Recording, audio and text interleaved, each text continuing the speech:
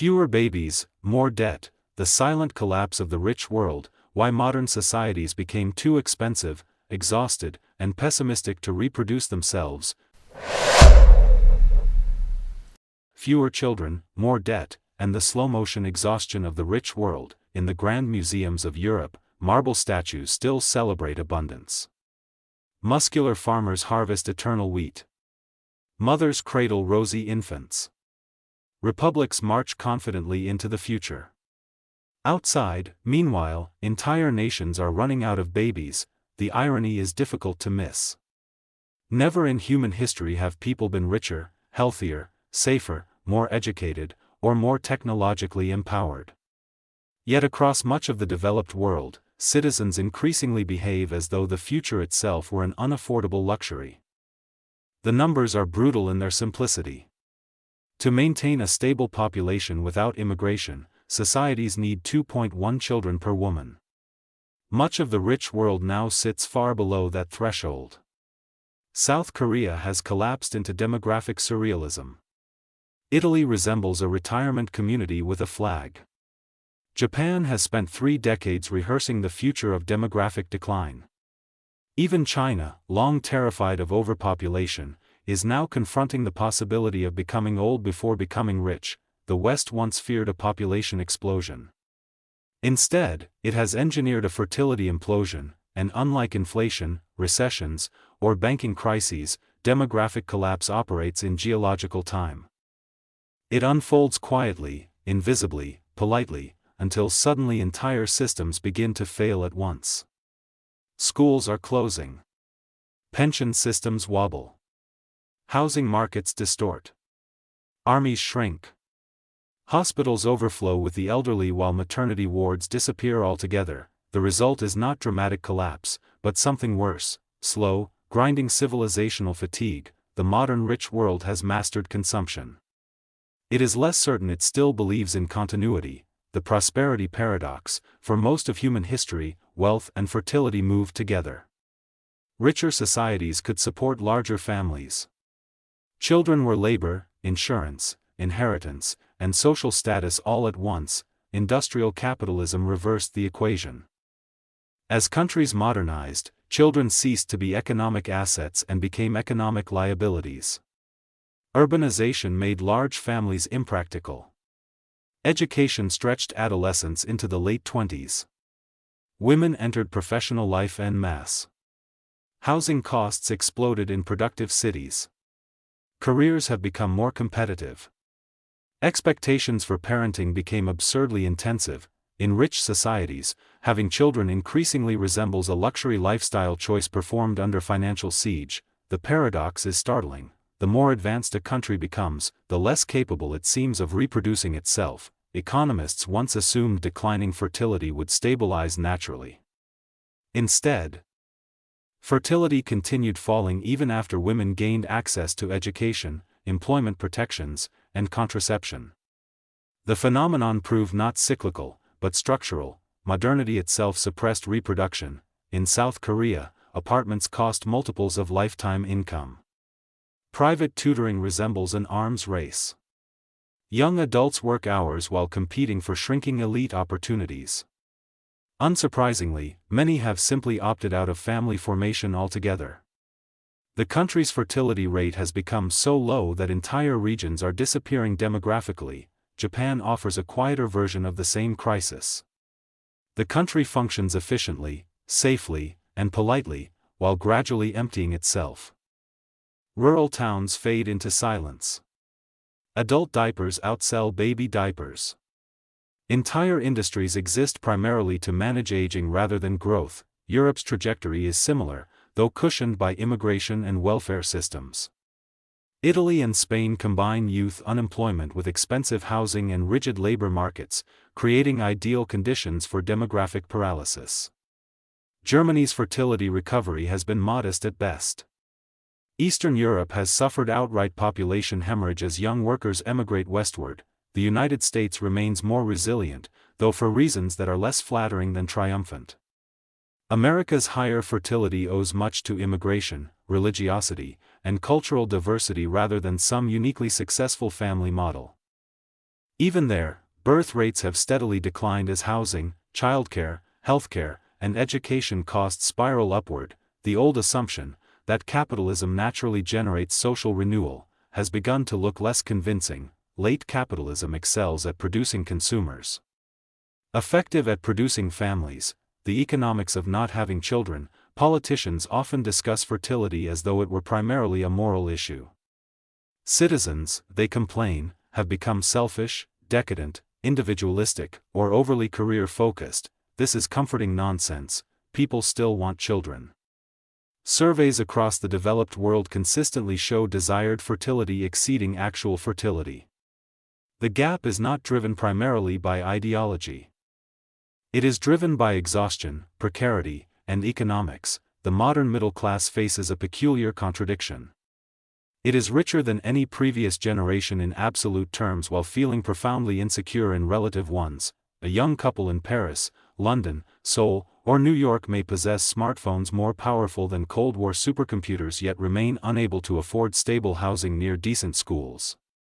Their parents purchased homes on single incomes. They face bidding wars, student debt, unstable employment, and childcare costs rivaling university tuition. Children are not merely expensive. They are logistically destabilizing. In many advanced economies, the entire structure of work now collides directly with family formation. Highly educated workers spend their 20s accumulating credentials and their 30s consolidating careers precisely during peak reproductive years. Employers reward uninterrupted productivity. Parenthood interrupts everything. Women bear the heaviest burden. Modern economies demand total labor participation while biological reality remains stubbornly asymmetric. Fertility declines are therefore not evidence of female liberation going too far, as reactionaries insist. They are evidence that societies have failed to adapt institutions to modern dual-income life. The result is rational postponement. People delay children until finances stabilize, careers settle, and housing becomes secure. Often, that moment never arrives. By the time stability appears, fertility windows have narrowed, relationships have fragmented, or emotional energy has evaporated. The demographic crisis of the rich world is therefore not simply about culture. It is about time scarcity. Advanced societies have monetized every waking hour while leaving little space for the long-term irrationality required to raise children. Why France works better than Italy? Not all rich countries are failing equally. France, though hardly booming demographically, has performed significantly better than much of Europe for decades. The Nordic countries have also avoided the catastrophic fertility collapses seen in East Asia and Southern Europe. This is not accidental. Countries with healthier fertility tend to share several traits: affordable childcare, flexible labor markets, generous parental leave, functioning public services, and cultural acceptance of working mothers.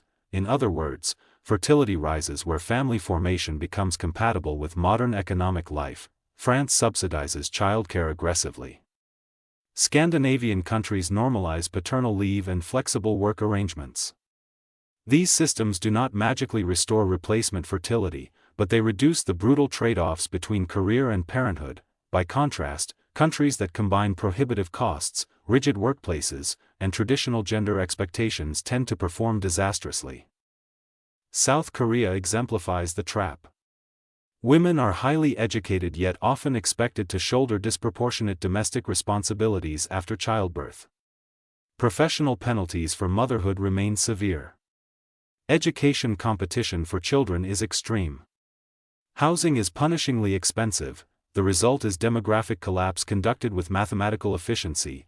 Italy suffers from a different version of the same pathology: stagnant wages, delayed adulthood, overprotective family structures, and weak childcare systems.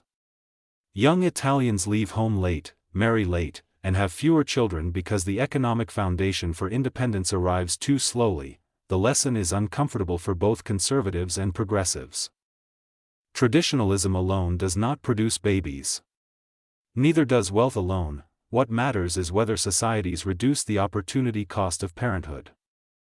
Immigration, the temporary solution nobody agrees on. For decades, wealthy countries masked demographic decline through immigration. This worked up to a point. immigration replenishes labor forces, supports pension systems, and sustains economic dynamism. America's relative demographic advantage owes much to it. Canada and Australia rely heavily upon it. Germany used migration to offset workforce shortages, but immigration solves arithmetic more easily than politics. Aging native populations increasingly vote for parties hostile to migration precisely as their economies become more dependent upon it. The contradiction is becoming central to Western politics. In theory, immigration offers an elegant solution. Younger workers arrive from poorer countries seeking opportunity while aging societies gain taxpayers and labor. In practice, integration challenges, housing shortages, wage competition, and cultural anxiety complicate the equation. Moreover, the global supply of young migrants is not infinite. As developing countries themselves become richer, their fertility also declines. Latin America's birth rates have fallen sharply. Much of Asia is aging rapidly. Even India's fertility is approaching replacement level. The rich world has quietly assumed there will always be an endless reservoir of younger workers elsewhere. Demography suggests otherwise. Eventually, countries may find themselves competing for migrants in much the same way they once competed for oil. The pension state time bomb. The most immediate danger of demographic decline is fiscal rather than existential. Modern welfare states depend upon an implicit demographic bargain. Large working-age populations finance retirees through taxation. When birth rates collapse, the ratio between workers and pensioners deteriorates rapidly. This creates a political nightmare. Older voters become numerically dominant precisely as economic growth slows. Governments spend more on pensions and healthcare while investing less in education, infrastructure, or younger families. Public debt rises. Tax burdens intensify. Younger generations inherit weaker prospects while financing the retirement of wealthier cohorts. The result is intergenerational resentment disguised as fiscal policy. Europe already displays symptoms of this tension. Pension reforms trigger riots because older electorates resist sacrifice. Housing markets favor asset-rich retirees over younger workers. Universities produce graduates who cannot afford homes or childcare. The social contract begins to fly. Japan demonstrates both the resilience and stagnation of aging societies. Despite enormous debt and demographic decline, the country remains orderly and technologically sophisticated. But growth is anemic. Consumption weakens. Innovation slows. Risk-taking declines. Aging societies become cautious societies. They preserve rather than create. This has geopolitical consequences. Countries with aging populations struggle to sustain military recruitment, industrial expansion, and strategic ambition. Meanwhile, younger regions, India, parts of Africa, Southeast Asia, inherit increasing demographic weight. History rarely grants permanent advantages to exhausted civilizations. The psychological recession, the fertility crisis is not merely economic. It is existential. Children represent optimism institutionalized. They are a wager that the future will exist and be worth inhabiting. Low fertility may therefore reflect not simple selfishness, but a broader collapse of collective confidence. The developed world increasingly feels suspended between comfort and pessimism. Citizens consume endlessly while trusting institutions less each year.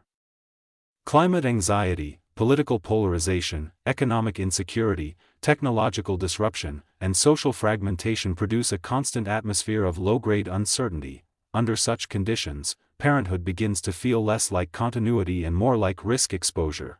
Previous generations raised children during wars, depressions, and epidemics. But they often possessed something modern societies increasingly lack: confidence that sacrifice would produce upward mobility. Today many young adults suspect the opposite. They expect stagnation, housing insecurity, environmental deterioration, and political dysfunction. In such conditions, refusing parenthood can appear less pathological than rational. The modern rich world has become extraordinarily skilled at extending adolescence. Entertainment is infinite. Commitment is optional. Consumer capitalism offers endless substitutes for permanence. A civilization organized around individual optimization eventually struggles to justify dependence, sacrifice, and delayed gratification. the very qualities required for family life. This is not decadence in the Roman sense. It is exhaustion in the managerial sense. Can the decline be reversed? Governments across the world are now desperately searching for answers. Some offer baby bonuses. Other subsidies are childcare or housing. Hungary provides tax incentives for large families. South Korea has spent astonishing sums attempting to raise fertility, with limited success. There is no known policy capable of rapidly restoring birth rates once they fall exceptionally low. This terrifies policymakers. Demographic decline behaves less like a recession than like cultural drift. Once social norms shift toward smaller families, reversal becomes difficult. Fertility decisions emerge from thousands of interconnected variables: housing, labor markets, gender norms, education systems, urban design, economic expectations, and social trust. Still, some policies clearly help. Affordable childcare matters. Stable housing matters. Flexible work matters. Reducing educational hypercompetition matters. Gender equality matters. Economic predictability matters. The countries performing best demographically are not those preaching family values most aggressively. They are the ones reducing the practical penalties of having children, yet even successful policies may only soften decline rather than reverse it entirely. The uncomfortable possibility is that advanced societies naturally converge toward lower fertility because modern life systematically prioritizes individual autonomy over reproduction. If so, the demographic crisis may not be a temporary malfunction of capitalism, it may be one of its final mature expressions, the civilization of one child. The rich world is not collapsing in flames. It is aging into silence. The future may resemble less a dramatic apocalypse than a gradual thinning out: fewer schools, fewer workers, fewer innovations, fewer siblings, fewer ambitions. Cities grow older. Economies become slower. Politics is becoming more defensive. Nations spend increasing energy preserving existing wealth rather than building new futures. Civilizations rarely announce their decline clearly. Often, they simply stop believing in tomorrow. The tragedy of the demographic crisis is that it emerges not from famine or catastrophe, but from abundance itself. The wealthiest societies in history have produced conditions under which many citizens no longer consider family formation economically or psychologically sustainable. The result is a strange inversion of progress. Humanity solved material scarcity only to discover that prosperity alone cannot sustain civilization. In the end, fertility statistics measure something deeper than births. They measure confidence, and across much of the developed world, confidence is becoming the rarest resource of all.